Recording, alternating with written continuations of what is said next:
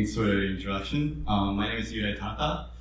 Today I'm going to talk about our new interface concept where a device facilitates users' physical skills but by modulating their brain activity.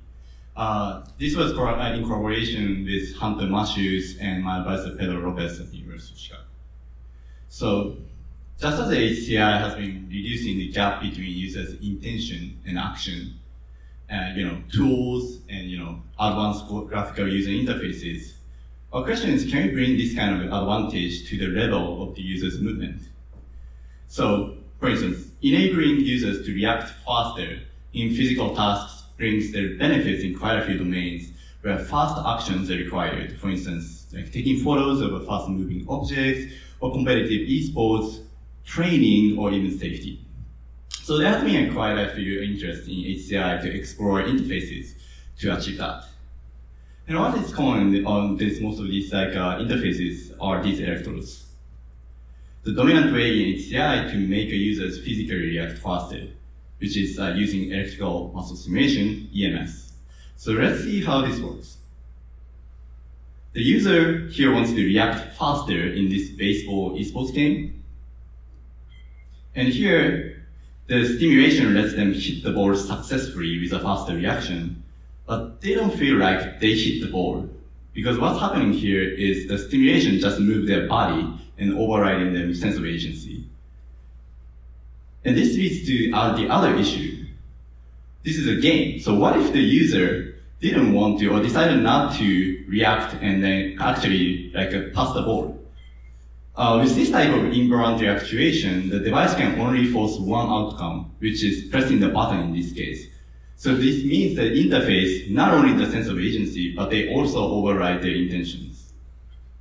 So if the involuntary movement is the cause of these issues, I was wondering if we can we not resort to any involuntary actuation, which is the approach, prime action, where user gets the augmentation in physical reaction, but without sacrificing the voluntary action.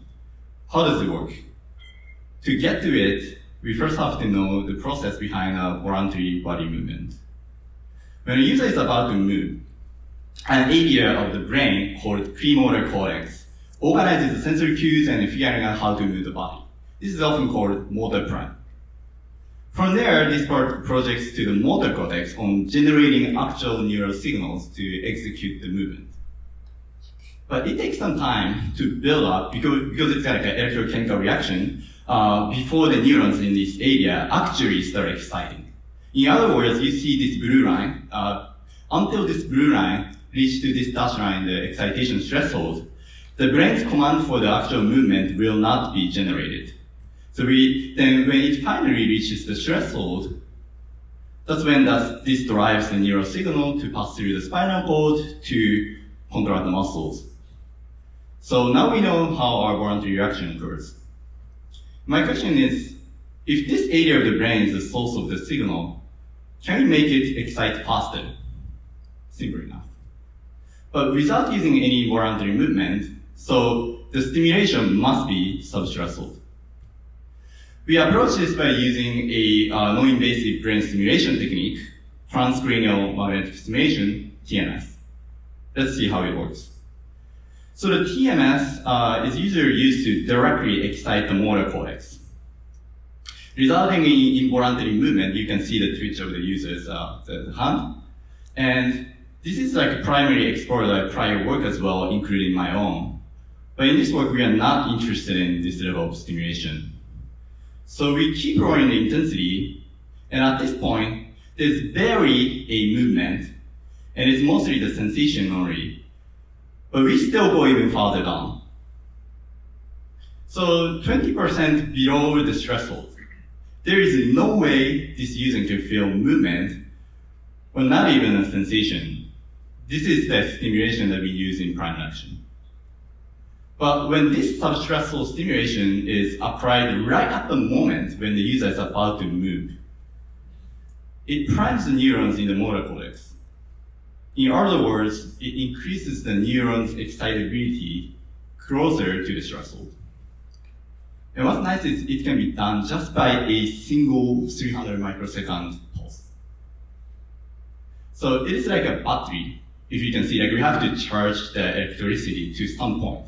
And it's much faster to charge the 8 volts battery to 10 volts rather than 5 volts battery to 10 volts. You can see the shorter distance to the threshold here, right? So this means compared to without this priming, which is on this like a gray line, they can more quickly reach to the threshold and excite. This is likely the principle that explains how priming action affects users' physical reaction. And the beauty is, in this way, this is still truly their voluntary action, and it is the user who even decides to move and execute the movement.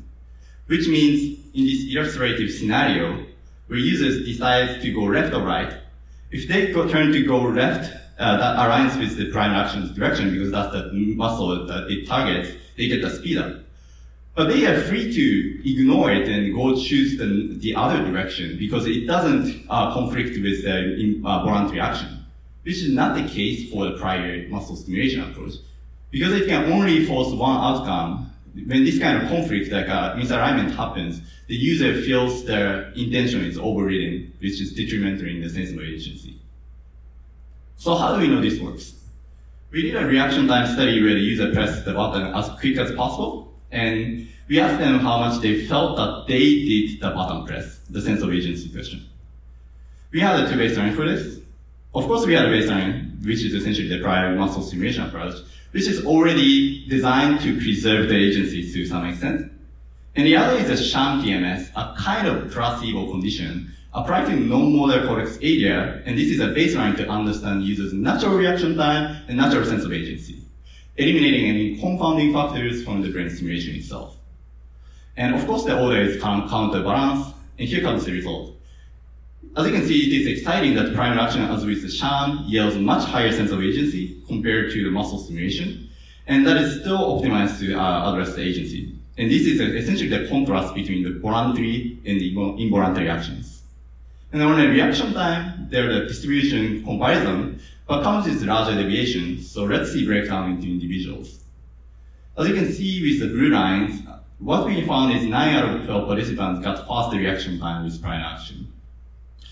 This overall implies a possible acceleration of about 8 milliseconds.